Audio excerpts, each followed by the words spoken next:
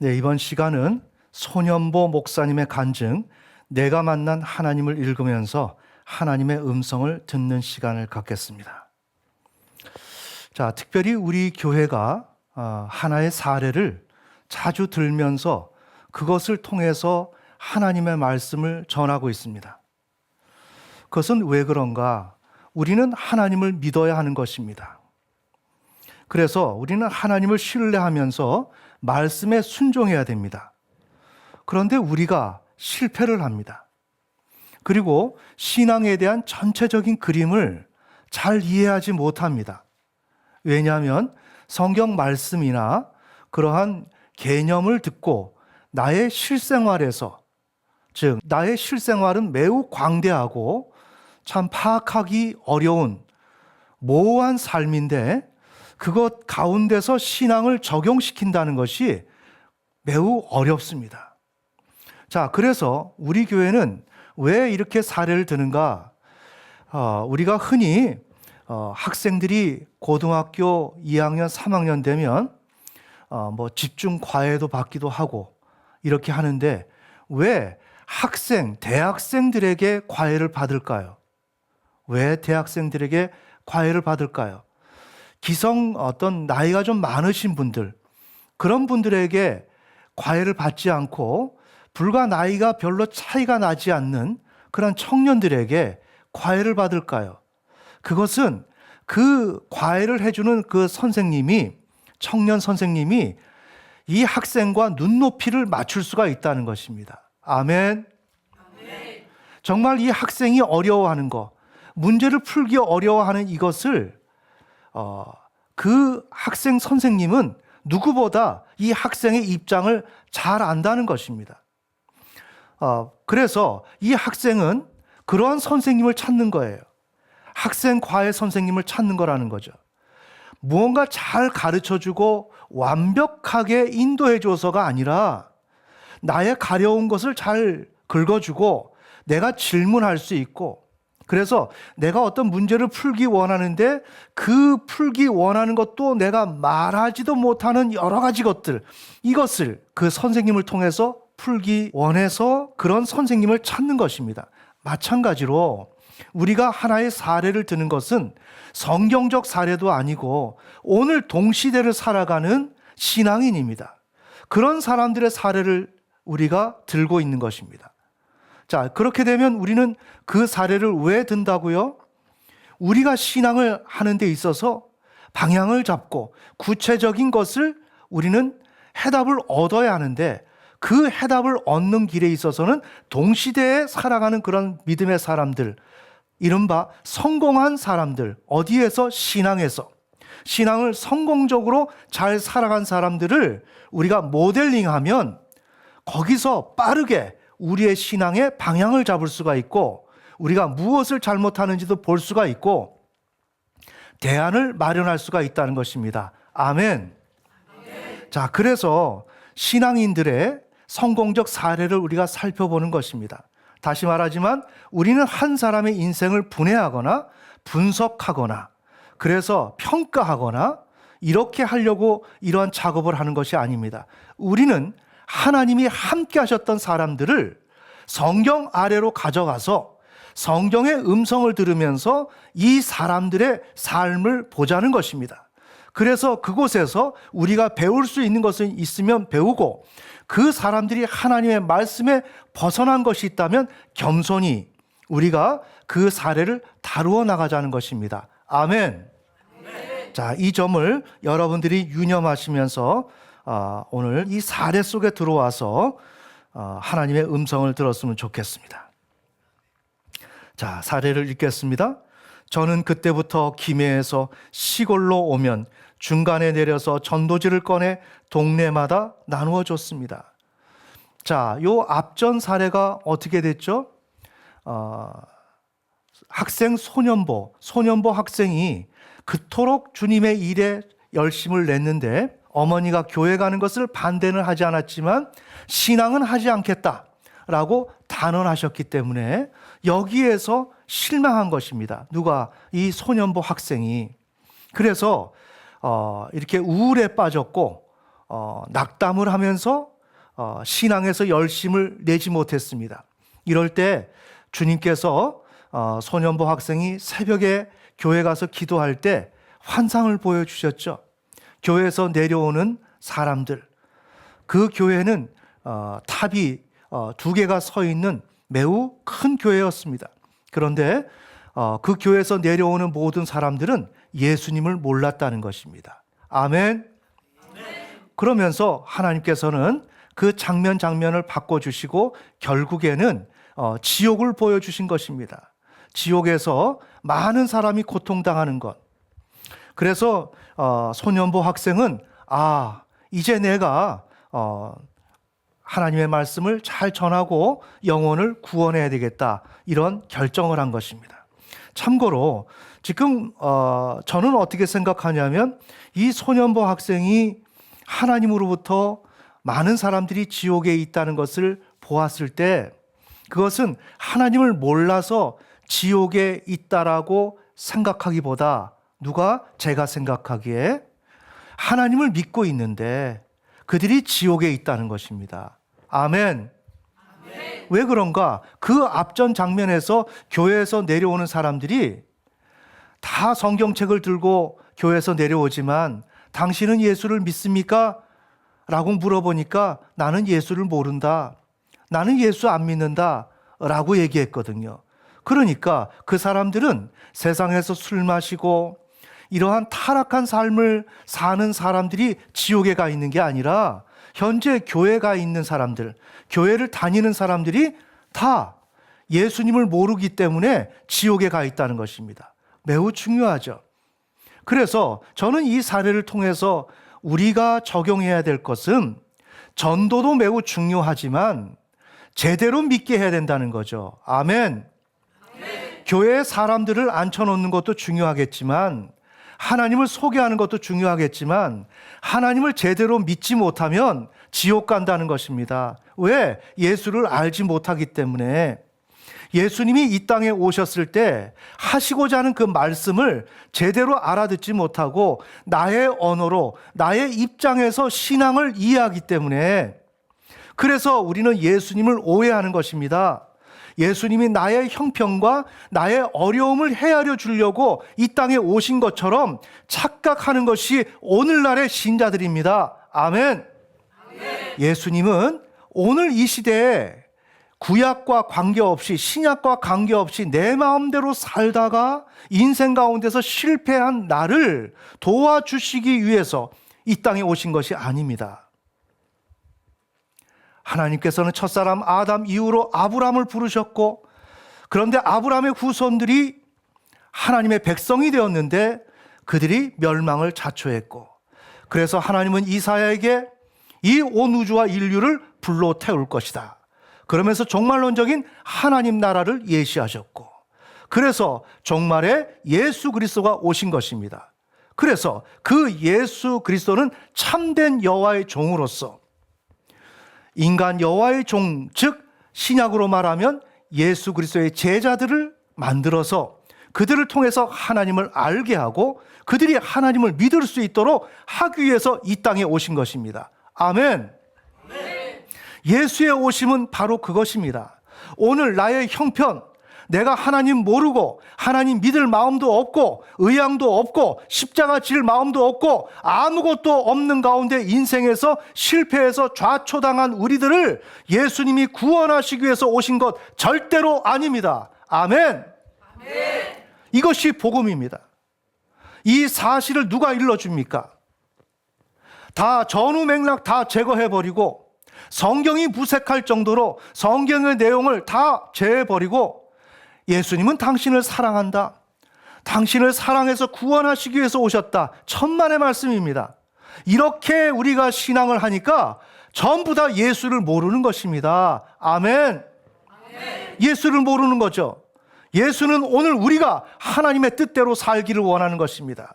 자기를 쳐서 복종시키고 우리에게 주신 사명, 열방을 향해서 복음을 전하도록 하는 것, 이것이 예수가 우리에게 지금 말씀하시는 것입니다. 그런데 거기에는 신경 쓰지 아니하고 예수님이 나를 사랑하신다, 하나님이 나를 사랑하신다, 이런 성경과 전혀 관계없는 이야기들을 교회에서 늘어놓고 신앙에서 되뇌인단 말입니다. 이렇게 되면 그것은 신앙이 아니라 오히려 숯불을 자기 머리에 쌓는 일을 하고 있는 것이다. 아멘. 매우 중요하죠. 자, 그러나 소년보 학생은 이러한 내용을 알았는지 몰랐는지 저는 알 수 없으나 전도를 열심히 해야 되겠다, 이렇게 생각을 했다는 것입니다. 여러분 이해가 되시죠? 자, 그래서 전도지를 들고 열심히 전도합니다. 2-3시간 동안 동네에서 전도하다가 집에 왔습니다. 토요일에는 특별히 교회 없는 동네에 애들을 모아서 논바닥에서 게임도 하고 예배하고 찬송가 가르쳐주고 사탕 주니까 아이들이 어떤 동네에는 40명, 어떤 동네에는 20명이 모였습니다. 저는 매일 그렇게 하루도 빠지지 않고 늘 예배를 드렸습니다. 나중에는 저희 어머니가 그 사실을 알았습니다. 매우 신실하죠? 너가 학교 수업 마치면 동네마다 전도하고 다니느라 집에 늦게 온다며? 너가 미쳤냐? 너가 목사냐? 너가 전도사냐? 왜 그러니? 너 학생 아니냐? 엄마, 나 신학대학 가서 목사 될 거야. 자, 자기가 이제 신학대학 가겠다는 것입니다. 목사 같은 소리 하고 있네. 저는 처음 교회에 갔던 중학교 3학년 때 목사가 되겠다는 결심을 했는데 그것을 잊고 있다가 이때 나는 목사가 되어야 되겠구나, 평생 복음을 전하고 살아야지 하고 생각했습니다. 이것이 정상입니다. 이렇게 해야 되는 것입니다. 그런데 우리는 인생을 어떻게 하면 하나님을 이용하고 어떻게 이용해서 내가 받을 거 받아서 내 인생을 내 마음대로 사냐, 이런 생각을 하는 거예요. 그렇게 생각을 하면 안 됩니다. 나의 평생을 하나님께 드려야 되겠다. 그 일을 위해서 내가 목회자도 되고 선교사도 되고 무엇이든지 내가 주님의 일을 우선적으로 해야 되겠다, 이 생각을 해야 된다는 것입니다. 아멘. 저는 실업계 고등학교를 나왔지만 시험을 쳐서 부산에 있는 고신대학교에 합격했습니다. 그런데 집에는 도와줄 돈이 10원도 없었습니다. 저는 새벽 기도에 가서 조그만 예배당 앞에 앉아서 주여 주실 줄 믿습니다 하고 기도했습니다. 자, 그런데 어린 소년보 학생이 하나님이 학비를 주실 것을 믿은 것은 다음의 사실에 근거합니다. 단순히 하나님께서 나에게 주실 거야 라고 이렇게 생각한 것이 아니라는 것입니다. 자, 우리 그 내용을 함께 봅시다. 마가복음 11장 24절, 오늘 본문 중에 한 구절입니다. 마가복음 11장 24절. 자, 읽겠습니다. 시작. 그러므로 내가 너희에게 말하노니 무엇이든지 기도하고 구하는 것은 받은 줄로 믿으라. 그리하면 너희에게 그대로 되리라. 아멘. 자, 여러분, 오늘 매우 중요한 내용을 제가 이야기합니다. 1900년도에 세계 부흥의 역사는 이 구절로 시작했습니다. 이른바 여의도 순복음교회 조용기 목사님의 치유사역의 근간이 바로 이 내용입니다. 전 세계 치유사역의 핵심이 바로 이 내용입니다. 여기에 매우 깊은 진리가 포함되어 있습니다. 자, 봅시다. 이 구절을 제가 설명을 해드리겠습니다. 그러므로 내가 너희에게 말하노니 무엇이든지 기도하고 구하는 것은, 자, 우리가 하나님 앞에 기도하고 구하죠. 그런데 구하는 것이 어떤 특정 분야가 아닙니다. 무엇이든지 우리의 삶에 있어서 하나님의 백성으로서 필요가 있다면 무엇이든지 우리는 무엇이든지 구하게 된다는 것입니다. 그리고 주님은 구하라는 것입니다. 아멘. 매우 중요합니다. 무엇이든지 기도하고 구하는 것은 받은 줄 믿으라. 그리하면 너에게 그대로 되리라. 잘 보세요. 우리가 구했습니다. 구했으면 우리의 언어나 우리의 방식은 우리 눈에 보여져야 되죠. 우리가 구하면 받게 되지 않습니까? 그러면 그냥 받으니까 내가 눈으로 보게 되겠죠. 그런데 무엇이든지 기도하고 구하는 것은 받은 줄로 믿으라는 것입니다. 여기에 매우 깊은 의미가 있다는 것입니다. 자, 그러니까 받은 줄로 믿으라. 이것은 받기는 받았는데 완전히 받지 않았다는 것입니다. 맞습니까? 그럼 어떻게 완전히 받지 않았나? 현실로 나타나지 않았다는 것입니다. 현실로 나타나지 않았기 때문에 받은 것으로 믿으라는 것입니다. 즉, 이미 받았다는 것입니다. 이미 받았지만 아직 나타나지 않았다는 것입니다. 아멘. 이미 받았지만 아직 받은 것이 성취되지 않았다는 것입니다. 어디서? 객관의 현실 세계에서. 아멘. 그렇기 때문에 믿어라. 다시 봅시다. 무엇이든지 기도하고 구하는 것은 받은 줄로 믿으라. 아직 받은 것이 성취되지 않았기 때문에 성취되는 그 기간 동안에 믿으라는 것입니다. 아멘. 매우 중요하죠. 그래서 조영기 목사님이 믿으라는 것입니다. 성경 구절을 제시하고 예수가 우리를 위해서 죽고 부활하셨기 때문에 다 치유받았어. 믿으라는 것입니다. 왜? 하나님께서는 예수 그리스도를 통해서 이미 응답을 해주셨다는 것입니다. 그 일이 오늘 나에게 객관의 현실 세계에서 성취로 드러나지 않았다는 것입니다. 그 일을 위해서는 기도하라는 것입니다. 이런 내용을 이렇게 자세히 풀어주는 곳은 아무 데도 없습니다. 지금 이것이 현재 기독교의 부흥의 역사의 핵심의 성경 구절입니다. 자, 그러니까 우리는 지금 신앙에서 하나님께서 여러 가지 약속을 해주셨고, 그래서 우리는 믿고 구하고 기도하고 있습니다. 그런데 그러면 어떻게 된 건가? 그 응답이 이미 우리에게 와 있습니다. 와 있습니다. 그러나 우리가 왜 실패하는가? 기도를 하지 않는다는 것입니다. 그걸 믿지 않는다는 것입니다. 우리 김영환 집사님이 계시지만 김영환 집사님이 왜 치료가 완결되지 않는가? 안 믿으니까.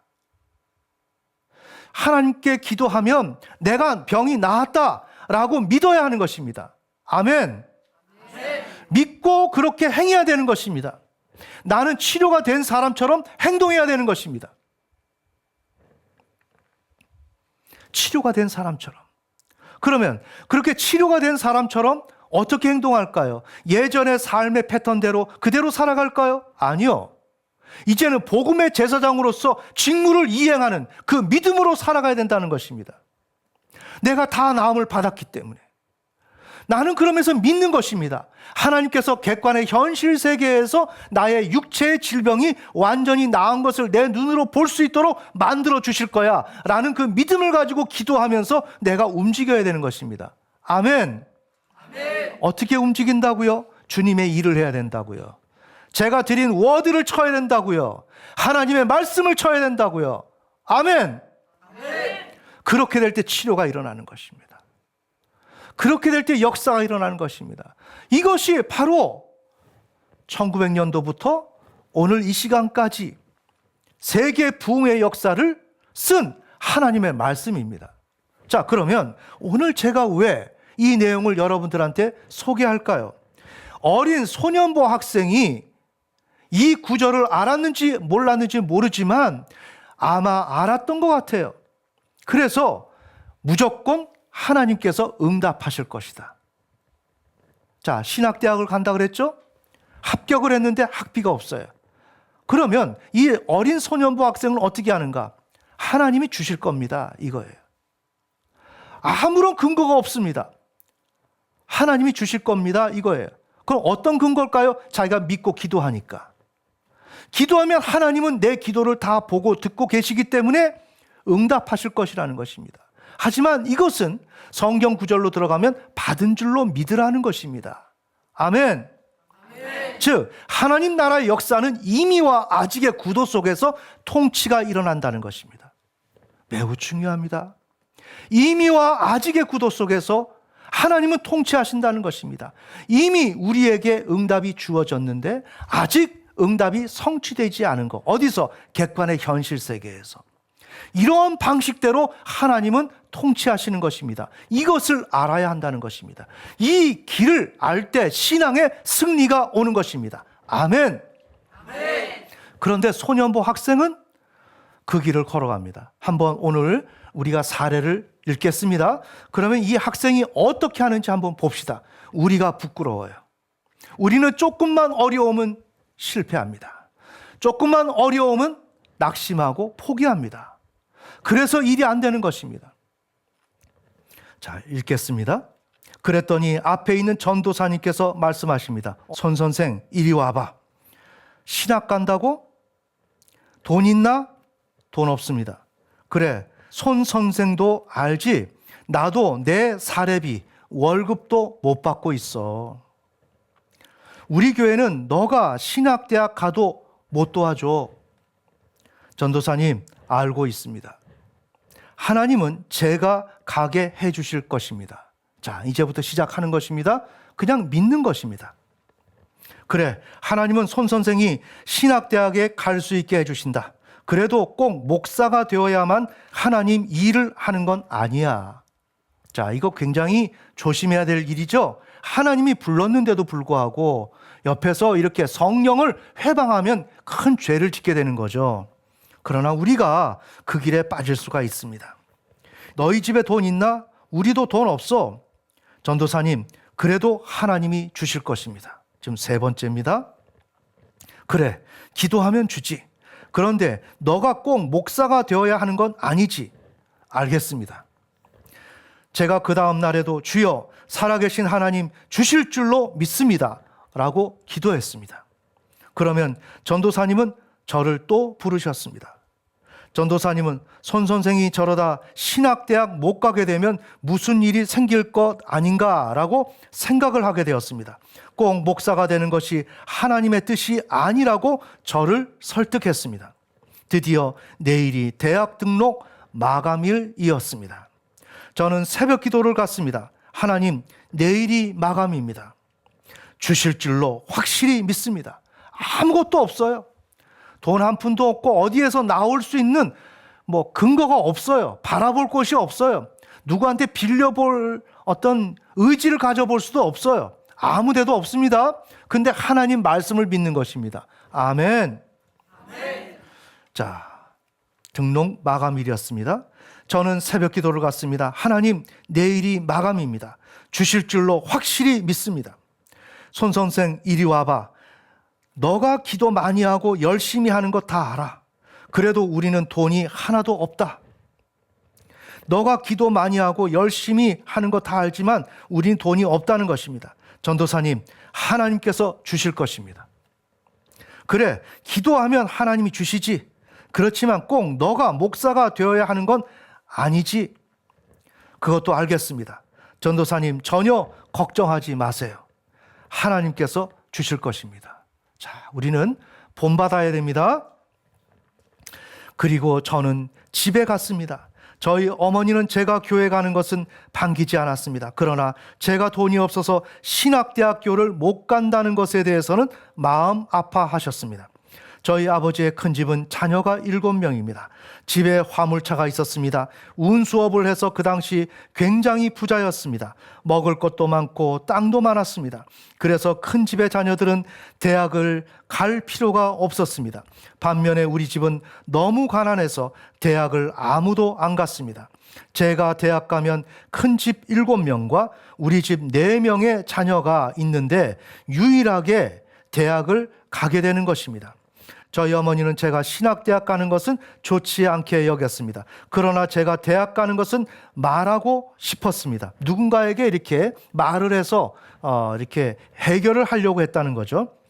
그러나 돈이 없었습니다. 저를 데리고 삼촌 집에 갔습니다. 삼촌도 논 백마지기가 있는 부자였습니다. 어머니는 삼촌이 큰 부자니까 등록금이라도 대줄까 생각하고 삼촌에게 말했습니다. 우리 아이가 신학대학을 간대요. 이놈이 돈도 없는데 신학대학을 간다고? 너가 대학 간다고? 이제 지금 삼촌이 얘기하는 것입니다. 너가 대학 가면 내가 손가락에 불을 켜서 하늘로 올라갈게. 우리 아들 대학 보내려면 논 30마지기가 있어야 하는데 너가 어떻게 대학 가려고? 저는 엄청 화가 나서 삼촌에게 말했습니다. 삼촌, 하나님은 살아계시기 때문에 저는 대학 갑니다. 삼촌이 안 도와주셔도 저는 갑니다. 지금 이 얘기합니다. 너가 새벽마다 교회 간다고 동네 다 깨우고 찬송 부르고 하는데 하나님이 계시면 하늘에서 돈을 뚝뚝 떨어뜨려 주어야 하지 않냐? 삼촌이 하나님을 모욕하는 것입니다. 엄마, 가자. 삼촌, 하나님은 저를 대학 가게 해주실 것입니다.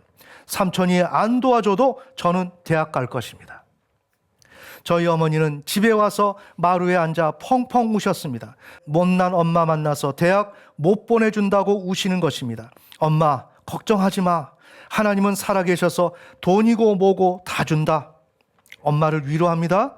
아무 걱정하지 마. 세상에 하나님이 어디 있냐? 너 삼촌 하는 거 봤지? 너를 도와줄 사람이 어디 있냐? 아무도 없다. 지금 엄마가 말합니다. 엄마, 하나님이 지금도 우리 하는 이야기 다 듣고 내 기도도 다 들으신다. 바로 이 믿음. 걱정하지 마, 엄마. 이후에 저희 어머님은 일하러 가셨습니다. 저는 가만히 있으니까 답답했습니다. 교회 가서 기도하면 전도사님이 부담이고 집에 있는 것도 그렇고 하여 저에게 학생 할인권이 있어서 부산에 갔습니다. 고등학교 때 산에 2번 갔는데 그 산 올라가는 중간에 절이 있습니다. 사찰이 있다는 것입니다. 바람도 쐴 겸 사람들이 나를 모르는 곳으로 가려고 김해에서 부산 가는 차를 타고 산 밑에 내려서 산에 올라갔습니다. 절을 거쳐서 올라가는데 마침 절에서 일하는 아줌마가 계셨습니다. 그분은 동네에 살면서 낮에는 절에 와서 일하시는데 저를 알아보셨습니다. 학생, 어쩐 일로 왔어? 놀러 왔습니다. 그랬더니 저기 계시는 스님이 제게 물었습니다. 너 지난번에 대학 간다고 하더니 시험 쳤니? 네, 쳤습니다. 어디 쳤는데? 신학대학 쳤습니다. 예전에 절 마당에 운물이 있었습니다. 자, 이 소년부 학생이 이 시간 전에 이 절에 왔었던 모양입니다. 친구들하고, 고등학교 때 친구들하고 같이 온 모양이에요. 자, 그 과거의 일을 이야기하는 것입니다. 이제는 예전에 절 마당에 운물이 있었습니다. 그때가 고등학교 시절이었습니다. 그때 저는 친구와 운물에 있는 물을 길러 갔다가 스님을 만났습니다. 스님이 저를 보더니 물었습니다. 학생, 내 동자할래? 그 옆에 있던 친구가 대답했습니다. 얘는 별명이 목사이고 신학대학교 갈 건데 동자는 무슨 동자입니까? 그래, 그럼 놀다 가라. 그렇게 저는 스님과 안면이 있었습니다. 여러분 이해가 되시죠? 네. 그런데 그 스님이 그날 제게 시험 봤냐고 물어보신 것이었습니다. 요새는 등록금이 비싸지? 네, 60만 원입니다. 아이고, 비싸네. 그럼 놀다 가라. 알겠습니다. 저는 절 뒤에 있는 골짜기로 올라가서 2시간 동안 하나님께 기도했습니다. 하나님, 엘리야에게는 까마귀를 통해서 고기를 먹이시고 다 하셨잖아요. 우리 엄마가 하나님을 못 믿습니다. 지금까지 아무도 저를 도와주는 사람도 없고 삼촌도 하나님을 못 믿습니다. 하나님께서 살아계심을 보여주십시오. 저는 신학대학 가서 목사가 되어 복음을 전하고 싶습니다. 그렇다고 해서 뭐 어떤 특별한 은사가 있거나 그런 것도 아니고 순수하게 말씀을 믿는 거예요. 저는 기도를 간절히 많이 했습니다. 그리고 집에 가려고 내려가면서 절 옆을 지나가는데 마침 아줌마가 학생! 하고 저를 부르는 것이었습니다. 왜요? 그래도 왔으면 스님에게 인사를 드리고 가야지. 그냥 가렵니다. 그래도 왔으면 스님에게 인사드리고 가야지. 그냥 가면 되겠냐? 예의가 아니지. 저는 잘 알지도 못하는데 예의는 무슨 예의냐라고 생각했는데 하도 아줌마가 인사드리라고 해서 문 앞에 가서 스님, 저 갑니다 했습니다. 그런데 스님이 문을 열더니 저에게 들어오라고 했습니다. 저는 발냄새가 많이 나서 발은 밖에 내놓고 엎드려서 몸만 방 안으로 들어갔습니다. 여러분이 상상을 해보세요. 스님이 저를 보더니 말했습니다. 너 등록금 못 내지? 제가 가만히 있으니 스님이 봉투를 하나 꺼내서 이것으로 등록하라는 것입니다. 하나님께 영광의 박수.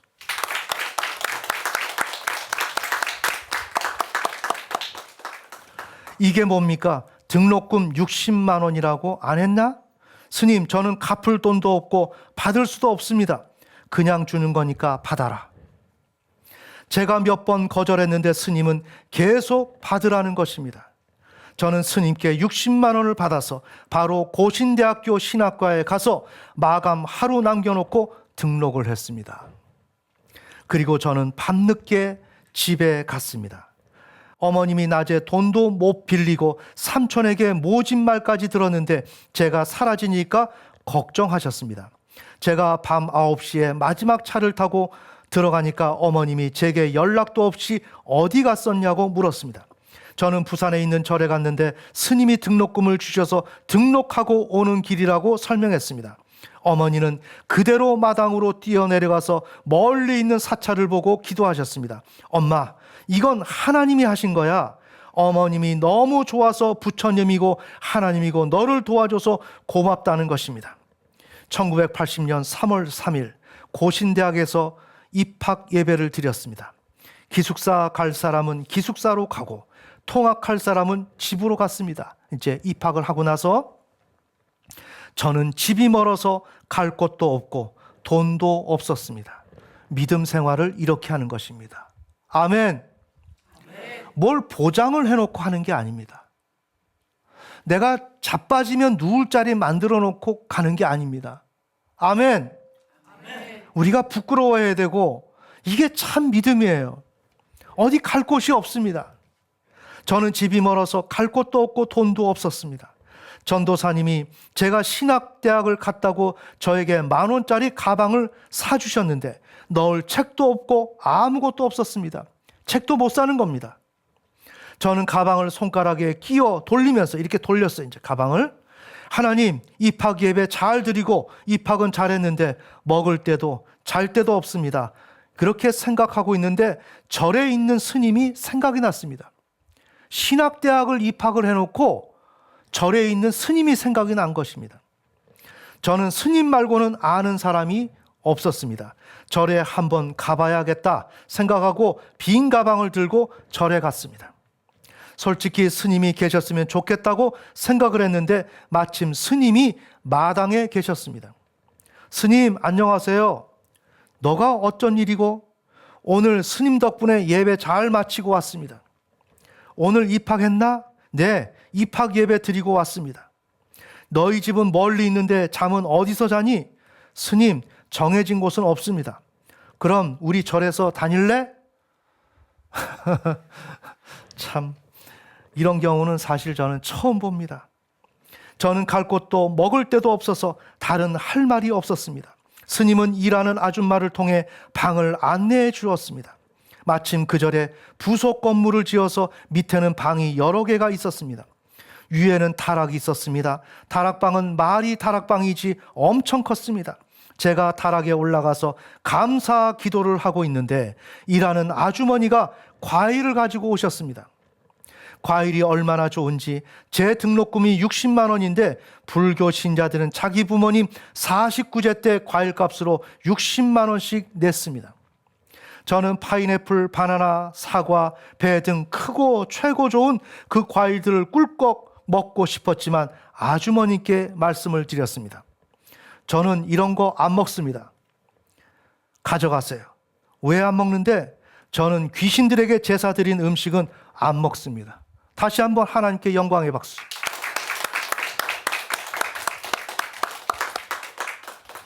아주머니가 저를 많이 도와주셨는데 그 말을 듣고 화가 나서 얻어먹는 주제에 온갖 것 다 가리고 있네 라고 하시면서 가져가셨습니다. 그리고 저는 저녁에 잠자기 전에 기도했습니다. 지금 절에서 기도합니다. 하나님, 제가 절에 있지만 새벽 기도는 꼭 가게 해주세요. 혹시나 남의 집에 있다가 긴장해서 새벽 기도를 놓칠까 봐 하나님께 아침에 깨워달라고 기도하고 잠을 잤습니다. 돈 한 푼 없습니다. 먹을 식비도 없습니다. 지금 이렇게 절에서 자면서 기도합니다. 저는 원래 4시에 새벽 기도를 가는데 3시에 스님이 저를 깨워줬습니다. 3시만 되면 스님은 목탁을 똑딱똑딱 치면서 예불을 드렸습니다. 예불이 끝나고 나면 저는 성경책을 들고 주례교회로 예배를 드리러 갔습니다. 고등학교 때 새벽 기도 가면 목이 터져라 찬송을 하고 다녔습니다. 절에서도 내려갈 때 찬송 부르고 올라갈 때 찬송을 불렀습니다. 그랬더니 말이 와전되었습니다. 스님이 요새 목사님을 데려와서 같이 있습니다. 목사는 새벽 기도 가고 스님은 불공을 드린다는 소문이 났습니다. 절에도 운영위원회가 있었습니다. 총무회장이 있었습니다. 저는 아침을 먹으면 항상 기도를 합니다. 스님하고 밥을 먹으면 스님은 항상 너 지금 뭐 하나? 하고 물어봅니다. 기도합니다. 누구한테 기도하는데? 하나님께 기도합니다. 내가 학비, 교통비, 책값 보낸다고 매일 두드리는데 어디에 기도하나? 스님도 다 하나님의 은혜로 사는 것 아닙니까? 자, 이렇게 당당하게 이야기합니다. 시간이 없어서 지금은 말씀을 못 드리지만 나중에 제가 불교에 대해서도 알게 되었고 책도 썼습니다. 그래서 이 손현보 목사님은 스님들을 전도하는 게 주전공입니다. 그래서 스님들을 한 10분만 전도하면 다 기독교로 돌아선다는 것입니다. 다시 한번 하나님께 영광의 박수. 시간이 없어서 지금은 말씀을 못 드리지만 나중에는 제가 불교에 대해서도 알게 되었고 책도 썼습니다. 인터넷에 들어가면 그 내용도 있습니다. 그 내용은 엄청난 반응을 일으켰습니다. 팬데믹 상황에서도 스님 한 분이 세례를 받았습니다. 지난번에는 스님 2분이 받았습니다. 스님도 딱 10분만 저와 이야기하면 예수를 믿게 됩니다. 제가 절에 있을 때 밤에 다락에 올라가면 아주머니가 맛있는 것을 가져다 놓습니다. 아주머니, 안 먹는다고 했잖아요. 학생이 제사 음식은 안 먹는다고 내가 스님한테 이야기했더니 스님이 제사 드리기 전에 과일로 갖다 주라고 하셨다. 그래서 저는 절에서 제사 드리지 않은 맛있는 과일을 먹을 수 있었습니다. 저는 쌀밥을 먹은 적이 거의 없었는데 절에 있는 밥은 모두 쌀밥이었습니다. 쌀밥이 얼마나 맛있는지 된장, 간장에만 찍어서 먹어도 꿀떡꿀떡 넘어갑니다. 저는 지금도 반찬 2가지 이상은 안 먹습니다. 쌀밥을 된장에 먹으면 최고 맛있습니다. 간장과 고추장에 고추 썰어서 밥 한 숟갈을 먹고 매운 고추 하나 먹으면 최고로 맛있습니다. 절에서는 된장을 많이 만듭니다. 그 절에 있는 된장에 먹는 쌀밥이 너무 맛있었습니다. 절에서 등록금, 학비, 교통비를 다 대어 주었습니다. 6개월 정도 지났습니다. 저는 집으로 갔습니다. 어머니께서 예수를 믿겠다고 하셨습니다. 놀랍죠? 너가 그렇게 하나님 살아계시다고 얘기하고 기도하는데 삼촌도 안 도와주었다. 이 동네 누구도 도와주지 않았다. 그런데 스님이 너의 형편을 알아서 등록금을 대주고 교통비도 대주었다. 이것이 하나님이 없으면 될 일이냐? 그렇게 저희 어머님이 예수를 믿어서 집사가 되셨습니다. 다시 한번 하나님께 영광의 박수.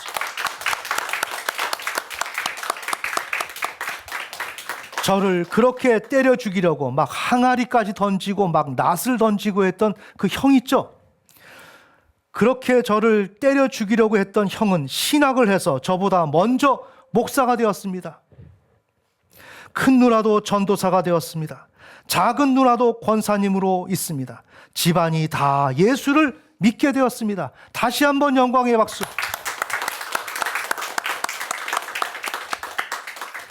제가 예수님을 믿고 지금까지 살아온 것을 생각해 보면 너무 감사합니다.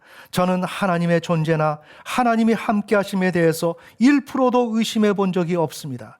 제가 하나님의 뜻대로 못 사는 것도 많지만 그렇다고 하나님이 제 기도를 안 들으시고 함께 하지 않는다는 생각은 전혀 없습니다. 네, 결론. 신앙은 하나님을 믿는 것입니다. 하나님은 말씀으로 우리를 통치하십니다. 그 통치는 약속을 통해서 진행됩니다. 아멘. 따라서 신자는 이미 응답이 주어졌지만 아직 현실화되지 않은 것을 믿고 기다리며 간구해야 되는 것입니다. 이것이 신앙입니다. 이미 주어졌지만 아직 도래하지 않았다는 것입니다. 아직 객관의 현실 세계에 드러나지 않았다는 것입니다. 그런데 우리는 어떻습니까? 이미 주어졌지만 아직 드러나지 않았기 때문에 이미 주어지지 않았다라고 생각한다는 것입니다.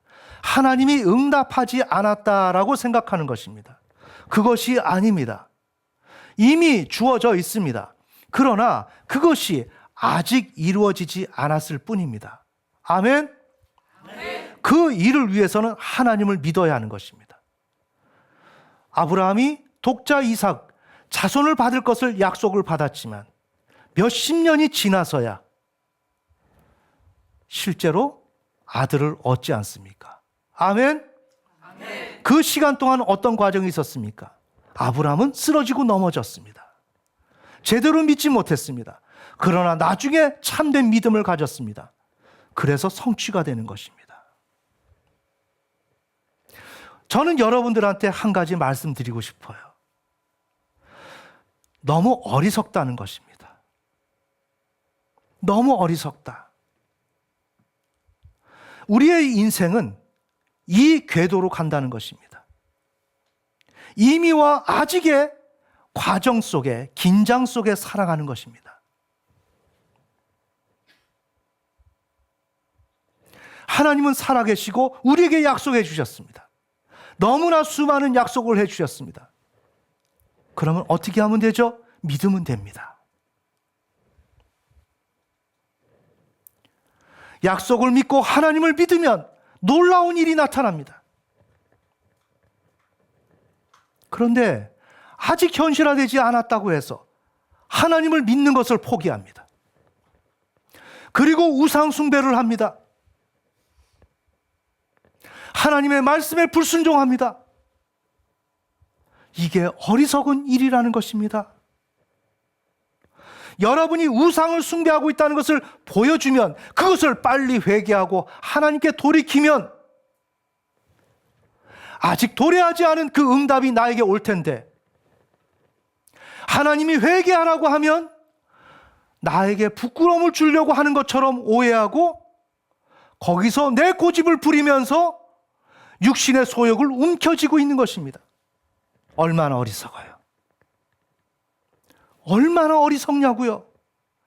나 같으면 저요 회개하겠습니다. 나는 그렇게 하겠어요. 나는 하나님 앞에 모든 것을 깨끗하게 정리해버리겠어요. 여러분 이해가 되시나요? 이러한 복음을 전하고 하나님의 길을 안내해 주는 것은 대한민국 전체 교회를 털어봐도 탈탈 털어도 한 군데도 나오지 않습니다.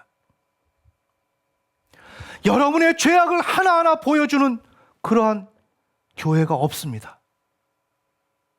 있을 수가 있겠습니까?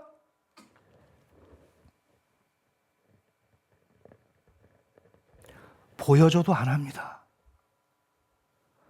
보여줘도 안 합니다. 그리고 이미 도래했지만 아직 드러나지 않은 이 결과물 앞에서 나는 하나님과 무관한 사람인 것처럼 생각하고 육신의 소욕대로 정욕대로 우리는 그렇게 살아갑니다.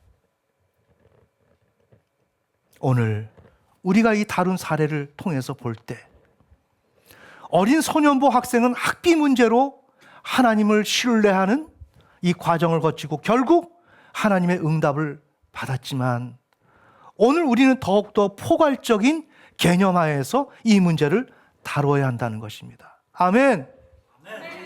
내가 하나님 앞에 순전한 믿음으로 초기의 신앙을 첫사랑을 잊어버리지 아니하고 하나님을 신실하게 끊임없이 믿으면 세상이 뭐라고 한다 할지라도, 세상이 아무리 나에게 불신을 준다 할지라도 그 하나님을 믿으면 그 하나님은 오늘 우리에게 끝내 응답하신다는 것입니다. 그것이 객관의 현실 세계에서 드러나도록 하나님은 만들어주신다는 것입니다. 아멘.